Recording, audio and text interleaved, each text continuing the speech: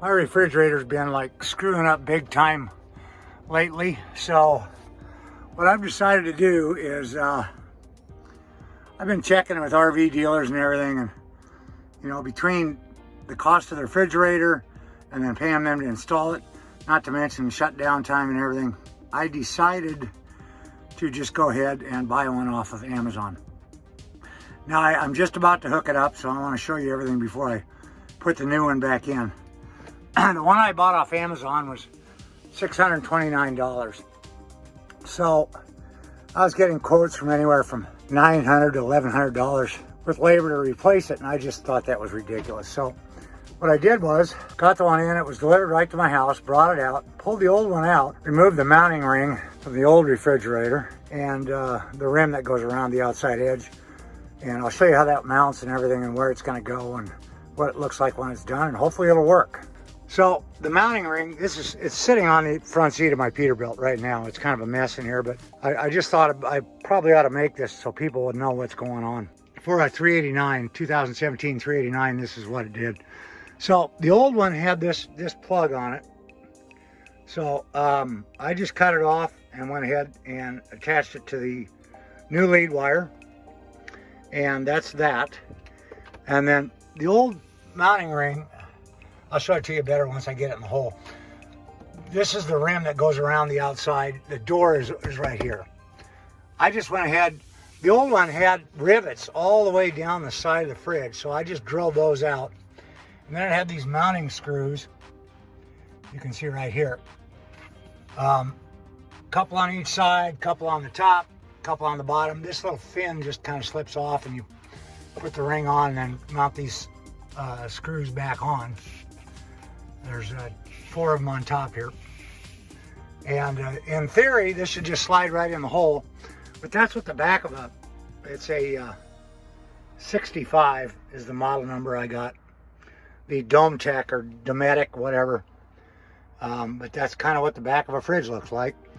And I'm going to show you what the inside of the box looks like where the fridge mounts. This is the plug, Delphi plug, that goes into the one I just showed you I attached on the fridge. And Peterbilt, that's the outside of the sleeper. And then they have, I don't know why this is cut like it is. Kind of shitty job if you ask me. I wished I had insulation with me. I'd stuff it in here, but I don't have any. And I leave out tomorrow, so I got to get this done today and get the thing working hopefully. So we'll slide it in the hole here, and then the face bracket screws in to these 4 holes here. You can't see these so well over here, but there's 2 on this side too. And that's what holds the whole refrigerator in that hole, and this one plug, and that's it. So we'll show you when we get done. Hopefully that was all there was to it. Okay, one thing I found out is this new shelf in the new unit, you can't get it in there. There's no way to get it in there after you install the fridge. They show it as a removable shelf, which is cool, but there's no way to put it in there after you get the fridge mounted. So I have to loosen these 4 screws that hold the whole thing in, slide it out a little bit so I can open the door and put it in. But you want to make sure this upper shelf is mounted with the door closed in it before you install the fridge unit into that hole right there in your sleeper panel, or your cabinet, I mean. So there's the new fridge installed. Again, I just pulled out those 4 screws I just talked about, 2 on each side. You can see 1 there, 1 down here. And remounted the,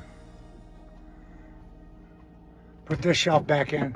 This is made to slide out, but I always use it as a freezer, so it doesn't matter to me. I can stay in permanently. This has the new LED light unit in it, and touch sensors you can see there. You know, there's your power button, and then there's your levels of cooling. I just fired the truck up after a couple days, so this thing is warm, and it defaulted right to that 3rd setting. But you can see, you can change that setting just by pushing that button, and then, you know, it cools it down. So we'll see what happens, but I'm going to go ahead and shut it off here in a minute. But you can see it's got a sliding shelf that comes out, and then it's got this shelf at the bottom that you can pull out if you want. I don't know how long these little rubber stays. I think those are just to hold it in, actually. Now that I look at it, I'll take those out. I'm going to leave these in. Those are kind of nice. They slow down the shelf coming out. So, oh, gosh, I tell you, stuff just doesn't fit like it should anymore. But